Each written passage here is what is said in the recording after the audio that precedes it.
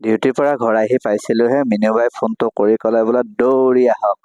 মই বোলো কিবা বিপদে হৈছে নেকি, গৈ দেখিছোঁ চাওকচোন একদম ৰবাব টেঙা কাটি আছে।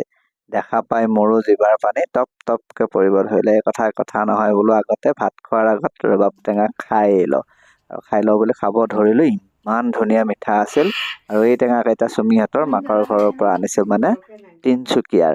আৰু ওচৰতে এইফালে শইকীয়াদাই কিবা এটা ৰং কৰি আছে। মই সুধিলোঁ বোলো শইকীয়াদা কি বনাইছে? তেওঁ কৈছে ফুল থবলৈ ৰেক বনাইছে, আৰু এই ৰেকখনটো নিজ হাতেৰে বনাইছে। তলত দুটা, ইমান ধুনীয়া হৈছে। মাজত এটা, ওপৰত এটা,